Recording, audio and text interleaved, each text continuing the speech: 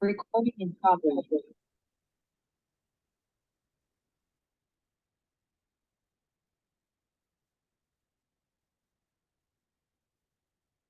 Cool. Sounds good. It's interesting. I did some queries on Chat GPT about you, about your group, about I asked it for what are some good topics, what are some good and so it came back with that a couple of podcasts in particular it recommended me listen to. That was a really good one with With what's it? Paul Wilson. Yeah, sharp guy. Yeah. Yeah, he's super sharp. He's been in the game a little while, has really good experience across Adobe and all that stuff, right? And he's been a speaker at our conference in the past, and um, yeah, he's on this path to. I think you and I touched on it, like you and I first connected a while ago, but he's really championing the path of this whole AI sort of movement. Um, the marketing operations professionals in general are really well positioned to take ownership of how to best apply AI to a business. And the reason is that a marketing operations professional looks at the entirety of the landscape, of the top of the funnel all the way through the customer journey and the renewal cycles, and they have to try to understand the inputs that help a business measure their ability to generate net, new business, right? Leads all the way through the customers. But that also means that they have to be at least somewhat responsible, if not entirely responsible, for data quality. And if you're using AI, right, um, or if you have the aspiration to apply AI to your business, then bad inputs beget bad outputs, right? So if the quality coming in is bad, you're not going to get a whole lot out of the Garbage in, solution, garbage out. right? So yeah, that's exactly why Paul continues to push on the message that marketing operations professionals are really well positioned to help a company adopt AI products because they're a steward of the high quality sort of process and data that goes into feeding um, these artificial intelligent systems. I love it. Plus, plus he also mentioned, which is I think you may have also with the GDPR and compliance and privacy and permissions and all that. Uh, Yeah. uh, Yeah, that's a it's whole even more beast. so. Yeah, I have a hard time with that one as a marketing ops or a rev ops professional, and I think like I've written about it on posts on LinkedIn before, where I sort of positioned this idea that there's like three. I referred to them as customers, but like let's call them stakeholders or audiences or whatever.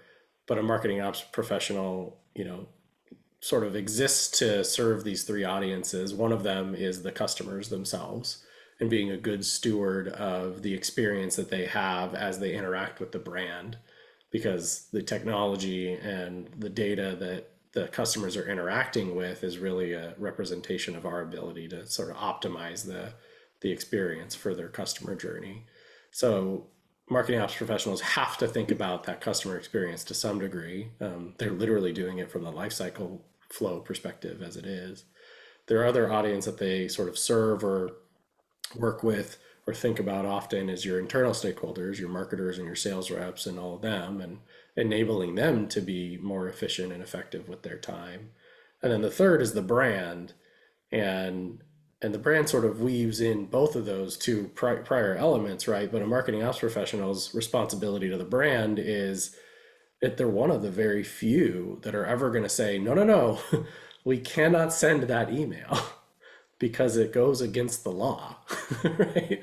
And so they straddle this line where they're sort of a steward of the, legalities of what's been, are continuing to be developed throughout the world. And so, it's hard because I think we get questions all the time like, oh, like, are we doing the right thing? Are we compliant? And at the end of the day, you're not an attorney that is well versed in, every aspect of compliance, can spam, CCPA, all of those various rules. But you have to at least be aware enough to say, well, hang on a second, someone needs to go research this. And so you're a steward of protecting the brand and the business from, I guess, the business more than the brand, from getting sued, right? Like, because like one wrong Yeah, move and exactly. No, it's, I that is love it. really bad. Yeah. And so do you, is your philosophy, is that shared by most marketing ops folks? Do they take such a serious role? I mean, in terms of just like protecting, Yeah, being the, like you said, being the steward and the making sure yeah, the company's not getting in trouble and that it's a good user experience and all that. yeah. I mean, I would say there's many that have been around. Those that have been around a while are going to sort of at least throw up a red flag, um, at a minimum.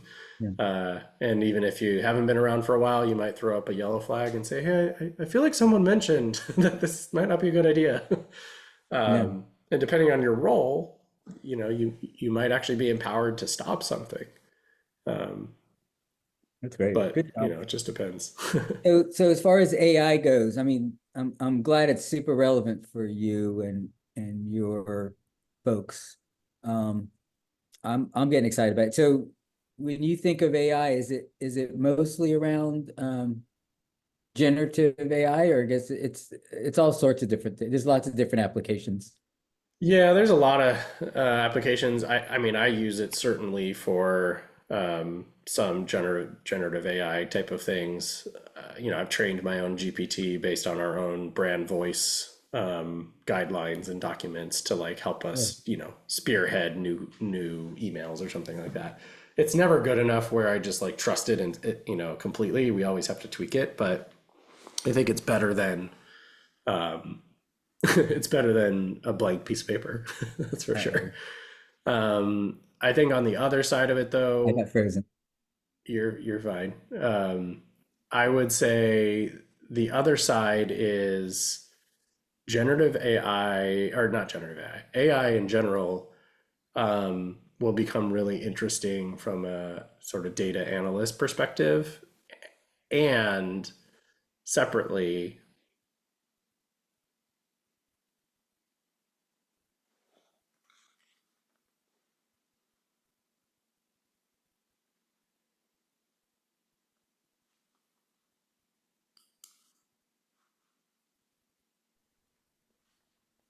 He's back. He's back. We'll see. Okay. And sorry, I got I lost it. It may be in the recording, so I can listen to it. But what were you saying that could be interesting? Maybe. I was just sharing that um, from the AI side of things, what'll be interesting is to see what happens with the like the facilitation of implementing or managing a tech stack. And by that, I mean, um, I think it's very possible I will very soon be able to query my marketing automation tool and say, here are these, 5 data points and outcomes that I want to achieve. I need a workflow that sends 5 emails over 6 months to this audience. Each of those emails should be something, something, right? And go. And the tool is going to go build out the skeleton of most of what you need, right? Saving you tremendous number of clicks and, you know, systems knowledge that you may need in order to build that thing, right? Um, and so you'll still have to have foundational like understanding of what the tool can do and what your data properties are inside of any of these pieces of technology to be able to ask for the right thing. Just like, asking GPT for generative AI purposes, a bad query sort of doesn't really get you much. But the more specific you are, the better it gets. So when you know the art of the possible, sort of the inputs that you can give to it, you can accelerate your ability to go to market with these pieces of technology. And I think that that'll come in the next couple of years, which I think will be a very different application of AI, right? It's going to interpret your natural language and then be able to execute for you within a sort of confined space, you know. So when I think about like a Marketo or a HubSpot, for example, you know, I think, goodness, wouldn't it be great if I could just tell it what I want to do, and it just sort of builds most of it for me, and then I just go tweak the elements that I need. So that's what I think is interesting. You're muted, Bob.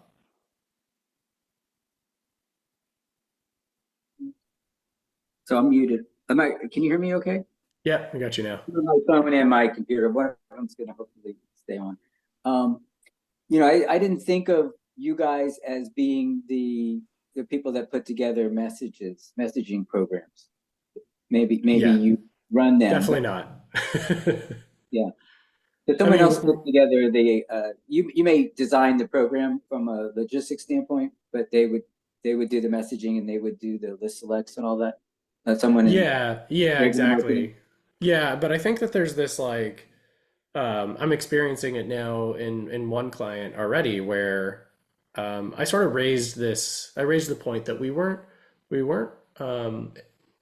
let's use the term exhausting the list, right? So you got a list of contacts in your database and you want to run a campaign to them. What I identified by the behavior with this particular organization is that it felt like we kept adding more and more records to the database, and I think there was just a miscommunication between when somebody said pull a list, they didn't mean get net new records and try to send more campaigns to them. They meant, you know, pull this set of data so that we can run another campaign, perhaps. But what was happening, I think, is we were sending one email to one audience and then one email to another audience and one to another, and we weren't exhausting the messaging to try to get them to really pay attention. You send one email to one person, it's very unlikely they're actually going to listen to you. They're busy. And so where I'm going with this is while we're not the ones writing the messages, we can be the ones that are influencing the strategy with which you decide to architect your campaign, right? Someone can come up with an idea of, I want to be able to send, you know, an email to this audience. And often it starts that way, right? And then they hand it off to the marketing ops person. The marketing ops person says, we don't have that data, right? And so it actually ends up becoming this two-way conversation now where, well, let me show you what we have. And you can decide, maybe with a little bit of guidance and discussion back and forth, how you want to architect your messaging tests in your audiences and your campaign framework to create a better overall, you know, effort, right? So it's not just one time, one send. Yeah. And so I think we're starting to see more and more of the marketeers on the other side who are coming up with these campaigns and these messages. They're starting to ask the questions a little bit earlier, or they're running into roadblocks frequently enough that they're realizing they need to walk in lockstep with the marketing operations person to figure out how to actually execute this stuff. Beautiful. Makes sense. So I had a podcast last month, which I thought was excellent, and I'll do a follow-up one with a guy named Sean Cook. He had a lot of AI tools that he was sharing, and let me just tell you some of the categories. So one of them was creating buyer personas. Another one is SEO optimization. So how many of these are relevant for you guys? Creating buyer persona. So that would be like segmentating, I guess. Segmenting key personas. SEO optimization, customized B2B content, sales enablement acceleration, video creation, probably not. Trade shows and conferences, probably not. And then custom presentations, probably not. So the list selection, yes. Yeah, I mean, sales enablement, acceleration, that kind of stuff, anything around segmentation, I think is important and interesting. Um, SEO optimization can be interesting from an operations perspective, like as the sort of Venn diagram of web ops overlaps with like if there was web ops in the middle, Yeah, and SEO and content production on the left, yeah, and marketing ops on the right. Like there is some level of interesting stuff that happens there. yeah. So that those could be interesting from a Same marketing with ops. content creation. Yeah, yeah, and because again, it's like more about the data, right? Like what data fuels the content creation? Yeah. What can we rely on as like trustworthy? Yeah. Um, so. So what are some subtopics that could be of interest to you or to your audience? mm, I don't know. And that's fine. I mean, because it can be, the way I'm envisioning this is I want to have a lot of audience participation. I'm going to encourage that, and I'm going to invite a lot of people who are. I mean, hopefully you'll be able to invite people that are in the marketing ops group, and then I'm going to invite people that should be that they're not necessarily in there, but I want to encourage them to. So I'll reach out to people that are marketing ops people. Um, Yeah, and get them, and I'll get some people that are going to be like they'll be seeds. They'll be in the audience prepared to ask questions and hop onto the stage when they ask questions, and we'll pull them off because I don't want too many. Like you were saying before, I don't want too many people on the stage. I think gets too busy. But if people can come up and ask a question and then come back, I think that could be interesting. yeah, totally. Yeah, well, definitely. I'll definitely Um, share it with my audience on social and all that so stuff. we're gonna do so. It's because I'm hoping, I'm counting on that. I'm counting on it. I mean, because you got a big audience, huh? I mean, in your total audience. And so my followers, uh, I have 12,400 followers. Yeah, me too. I've got about 12, 14,000. And then how many are in your ops group? In Slack, we've got about 56, 5,700. Wow. And then, yeah, and then we've got like a larger email database, but we probably won't send any email campaigns for this, but I will do the Slack and my social stuff, just because it's more me, not the brand. And so Okay. we try to we keep a careful balance between what I'm doing versus what the brand is promoting and partnership with, because a lot of our anything that sort of goes to our email database is usually like a partner thing, right? Like a paid engagement of some kind. If it's not Yeah. literally something that we're putting on ourselves, right? Yeah. As a Okay. core. So you're saying this is more you. What's that?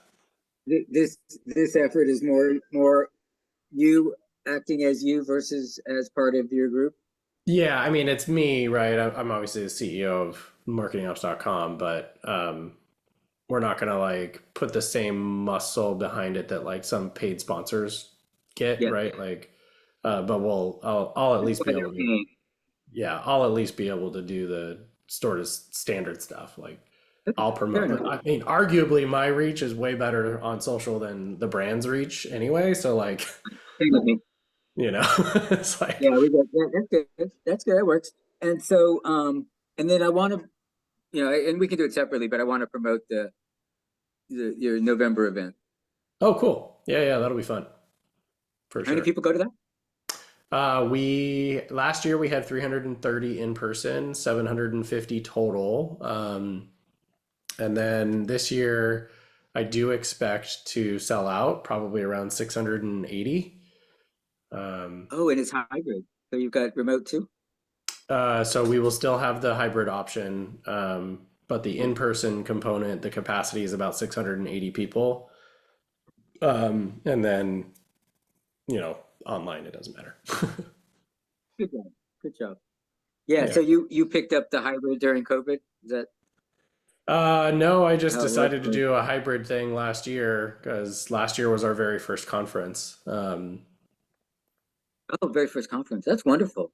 Yeah, So so you're just post COVID as far as the conference goes. yeah, yeah, we did it like just post COVID.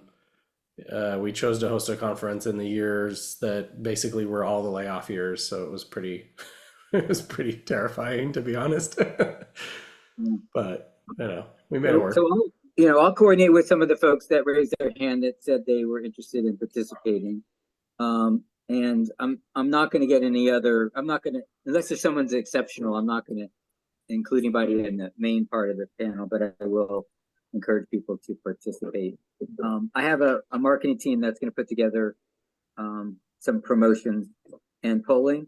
So, what kind of polling questions would you think would be interesting? Oh,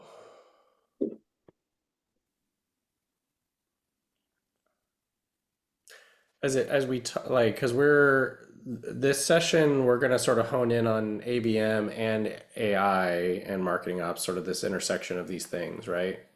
Exactly. Um,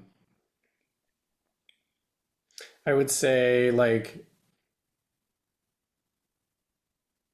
I don't, in some way, shape, or form, trying to understand the audience's opinion of how important marketing operations is to a successful ABM program.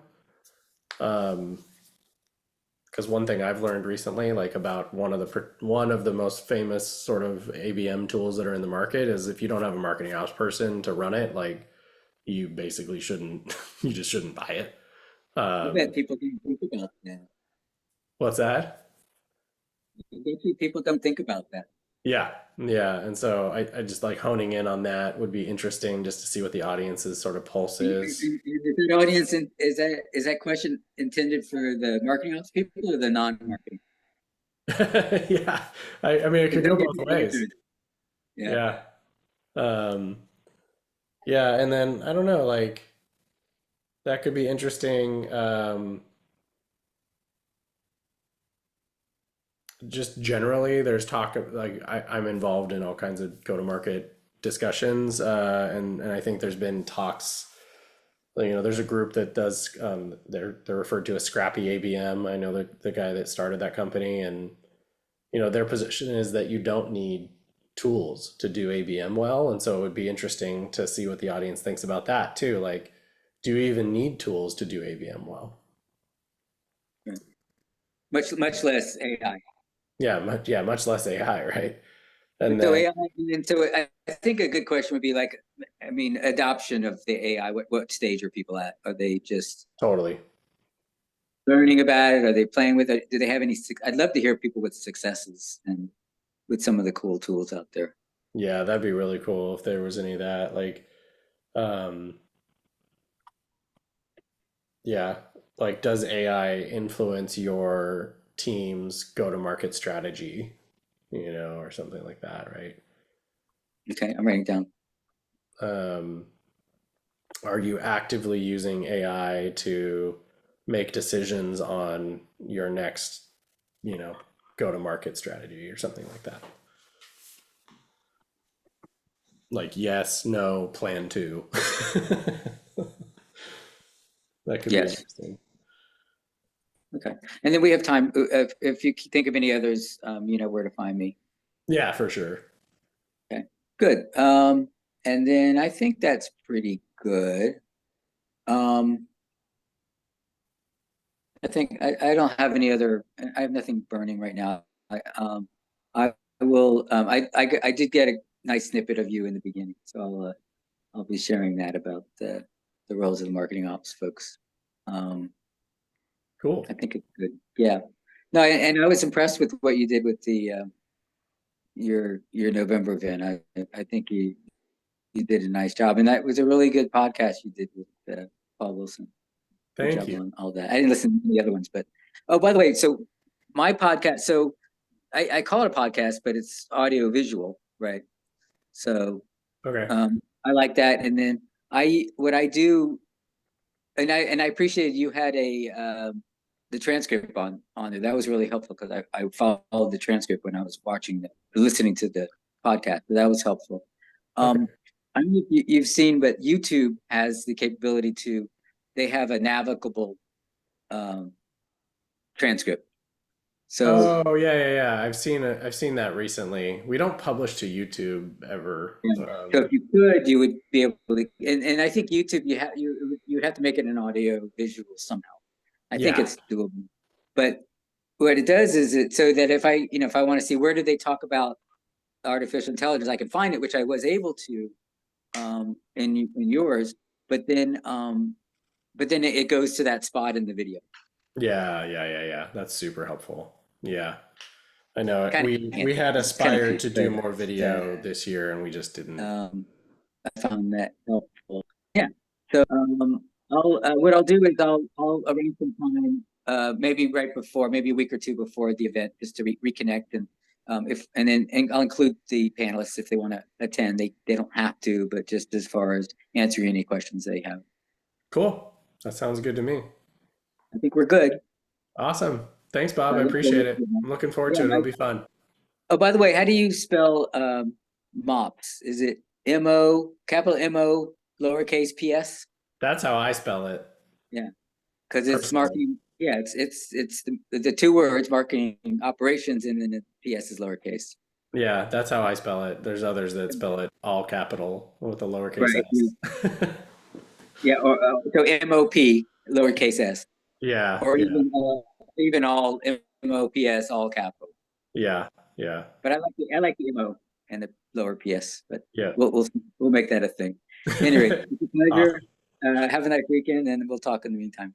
Sounds good. Have a good one. Bye.